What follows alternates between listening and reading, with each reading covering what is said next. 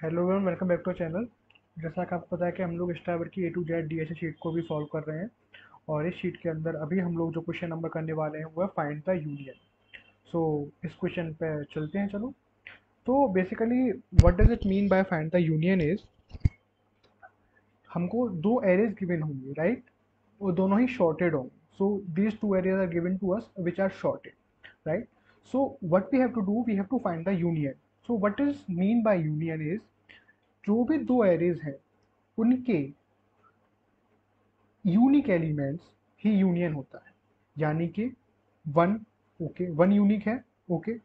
एक बार ही लिखेंगे, भले ही वो उसमें दो बार आ रहा हो, चार बार आए, कितनी बार आए, हम उसको सिर्फ एक बार ही लिखेंगे हर एलिमेंट को, ओके। तीन यूनिक है, ओके। उसके बाद चार, चार इसमें प्रेजेंट है लेकिन इसमें प्रेजेंट नहीं है, लेकिन फिर भी इसको इंक्लूड करा जाएगा, ओके। उसके बाद हमारे पास आ जाएगा पाँच, पाँच इसमें भी प्रेजेंट है और पाँच इसमें भी प्रेजेंट है, ओके। पाँच को भी लिख देते हैं। उसके बाद हमारे पास आ जाएगा छः।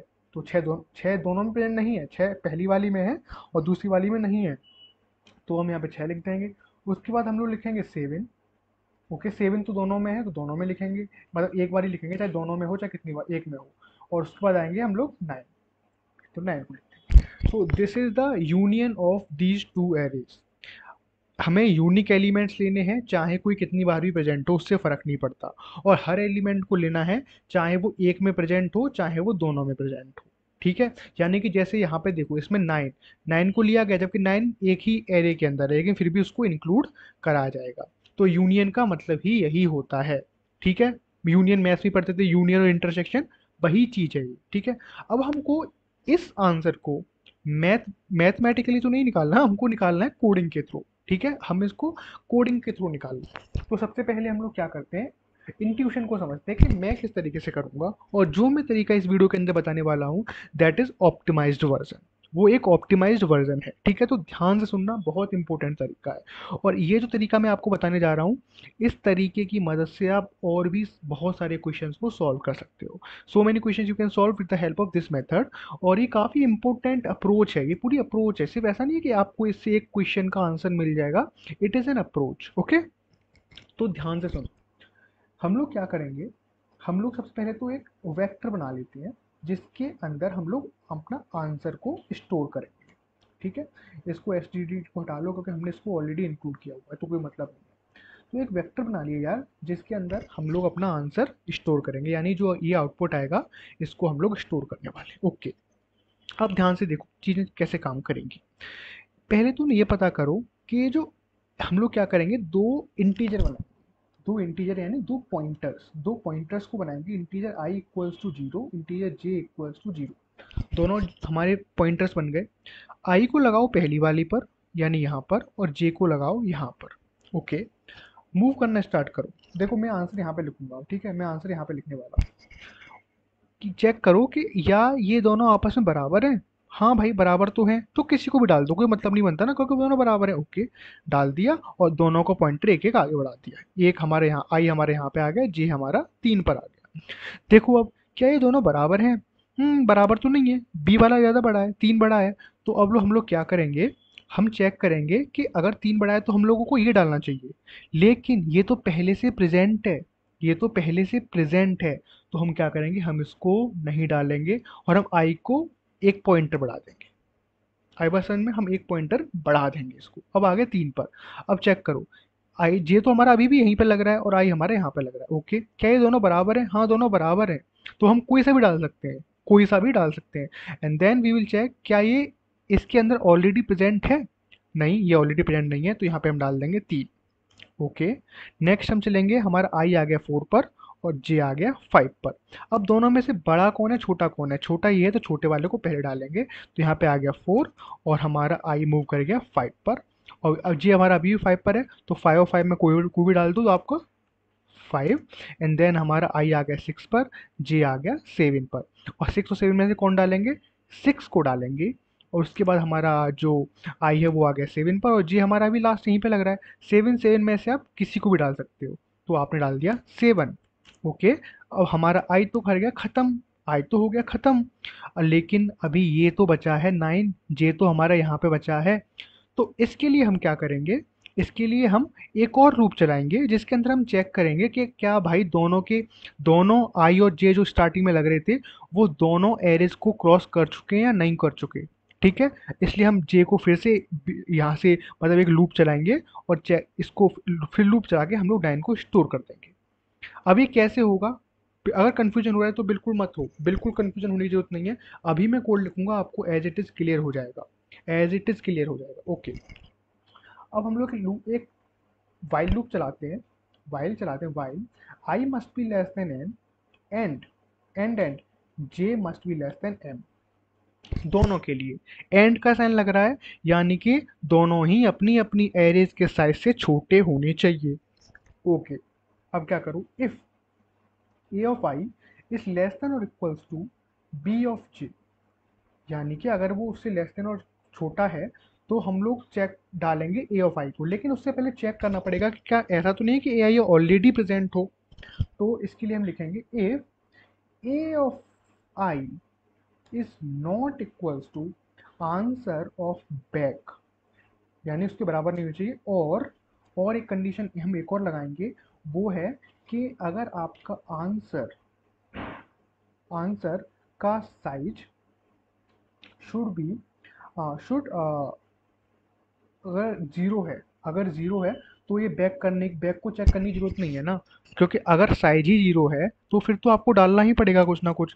तो ये वाले कंडीशन चेक करने की जरूरत नहीं, इनमें से कोई एक भी ट्रू हो तो हम लोग क्या कर देंगे, आंसर डॉट पुश बैक हम डाल देंगे उसके अंदर ई ऑफ आई, और उसके बाद हम लोग आई को 1 1 मूव कर देंगे, right. And next we write one else condition, and here what we do, if a of j is not equals to answer dot back or answer dot size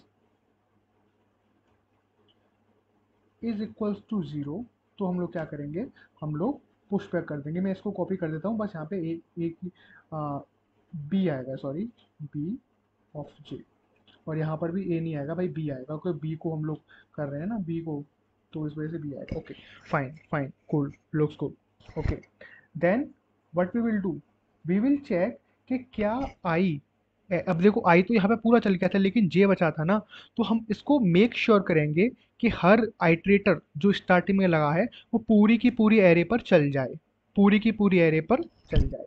तो यहाँ पर तो आई पूरा चल गया था, आई यहाँ पे तो आई इसके अंदर ही पूरा चल जाएगा, लेकिन इन सम अदर केस ऐसा हो सकता है कि आई पूरा ना चले, तो उसके लिए हम लगाएंगे I must be less than what you call N. Okay, I must be less than N and if the same condition we will apply this condition. और नाउ आपको एम्प्टी वाली कंडीशन लगाने की कोई जरूरत नहीं है, क्योंकि अब तक तो एरे एम्प्टी नहीं रही होगी, अब तो उसमें एटलीस्ट वन एलिमेंट आ ही गया होगा। उसके बाद हम लगाएंगे आंसर डॉट पुश बैक, ये वाला यहाँ पे हम लोग कॉपी पेस्ट करेंगे इसको, and then I plus plus. ये क्यों लगाया, ये वो क्यों लगाया, कि हो सकता है कि ये वाला पूरा चल जाए और हमारा जो आई है वो सिर्फ इतना ही चल पाए, ये आगे के एलिमेंट काउंट ही ना हो, उस केस के लिए लगाया गया। ये जो केस आया था ना 9 वाला, मैंने वीडियो के स्टार्टिंग में 9 वाला जो केस आया था, उसके लिए ये हमने एक्स्ट्रा एरे मतलब एक्स्ट्रा लूप लगा रहे हैं। और नेक्स्ट हम लगाएंगे किसके लिए, जे के लिए, J must be less than M, and इस केस में हम लोग ये वाली कंडीशन चेक करेंगे। आपको इसमें भी आपको वो चेक करने की जरूरत नहीं है कि इसका साइज वाला, क्योंकि साइज तो ऑब्वियसली यार वो बड़े बड़े लूप चल के आया तो उसको एक एटलीस्ट वन एलिमेंट तो इंसर्ट हो ही गया होगा उसके अंदर, and J plus plus. So this is the code, समझ में आया। 2 पॉइंटर का एल्गोरिदम है पूरा, अगर समझ में नहीं आया तो एक बार मैं फिर से रिपीट करता हूँ। आई यहाँ पे लगा, जे यहाँ पे लगा, कंपेयर किया आपस में, चेक करा, कोई भी एक एरे, कोई भी एक आइट्रेटर अपनी एरे को पार कर गया होगा, लेकिन एक तो हो सकता है बच जाए, हो सकता है दोनों ही एक साथ चल जाए, मतलब इन दोनों की जरूरत ही ना पड़े, तो एनीथिंग इज पॉसिबल, राइट। तो हमको उस चीज़ को मेंटेन करना पड़ेगा, तो इसके लिए हमने एक्स्ट्रा 2 एरे लगाई है। अगर आपको अभी दो लूप्स लगाई है, अगर आपको अभी भी ये समझ में नहीं आ रहा, देन आई वुड प्रेफर कि आप एक बार ना इसको ड्राई रन करके देखो, ड्राई रन करो, जैसे कि मैंने एक बार इसको लिखा था, उसके बाद मैंने ये लिख के बताया था, तो एक बार आप ड्राई रन करो एंड उसके बाद चीज़ें डेफिनेटली क्लियर हो जाएंगी। और आंसर डॉट बैक यार, ये वेक्टर में हम चेक करते हैं कि प्रीवियस एलिमेंट क्या है, ठीक है, तो प्रीवियस एलिमेंट हम डुप्लीकेट तो स्टोर नहीं कर सकते और उसके लिए ये कंडीशन लगा रहे हैं। और साइज जीरो वाली कंडीशन इसलिए चेक कर रहे हैं कि आपको स्टार्टिंग में तो एक एलिमेंट पुश करना ही पड़ेगा ना, स्टार्टिंग में आपको एक एलिमेंट तो पुश करना ही पड़ेगा। ठीक है, तो क्योंकि स्टार्टिंग में तो बैक में कुछ होगा ही नहीं, पूरा खाली है, तो आपको मिनिमम वन एलिमेंट तो इंसर्ट करना पड़ेगा, उसके लिए हमने साइज वाली कंडीशन लगा रखी है, right. Next what we will do, we will print this. Okay, so now for integer I equals to 0, I must be less than what do we call the answer, its size, then I plus plus C out A of I, right? And we will check that whether it will work fine or not. I am running the application. It is giving me empty output. Why so? There must be some error, right? सो यार वो output इसलिए नहीं आ रहा था क्योंकि एक improvement है, यहाँ पे मैं जे प्लस प्लस नहीं लिख रहा था, तो आपको जे प्लस प्लस तो लिखना ही पड़ेगा definitely. And one more improvement is that, मैं पहले क्या कर रहा था कि पहले आंसर डॉट बैक को मैं इधर साइड लिख रहा था, ठीक है, और आंसर डॉट साइज को उधर साइड लिख रहा था। तो आप ना आंसर डॉट साइज को पहले लिखना, क्योंकि स्टार्टिंग में जो आपका वेक्टर होगा वो एम्प्टी होगा, और जब वो एम्प्टी होगा तो पहले वो इस कंडीशन को चेक करेगा और बैक में उसे कुछ नहीं मिलेगा, इसलिए सेगमेंटेशन फॉल्ट आने के चांसेस हो सकते हैं, राइट। तो आप ये वाली कंडीशन पहले चेक करो, जैसे ही इसको पता लगे इसका साइज जीरो है वो तुरंत एलिमेंट पुश कर देगा, वो इसको चेक ही नहीं करेगा, यानी वो इस वाले पार्ट को चेक ही नहीं करेगा। उसे पता लगा कि साइज जीरो है तो वो तुरंत एलिमेंट को पुश कर देगा, इसलिए इस वाली कंडीशन को आप पहले लिखना, और इस वाली कंडीशन को अगर आप बाद में लिखो तो बेटर है। यानी अगर आप इसको पहले लिखते हो तो कई सारे कंपाइलर्स में चल भी सकता है, अदरवाइज सेगमेंटेशन फॉल्ट आने के चांसेस भी रहते हैं। तो yes, it is giving us the correct output. यहाँ पर जे प्लस प्लस लिखना भूल गया था मैं, ठीक है, उसकी वजह से वो कोड रन नहीं हो रहा था।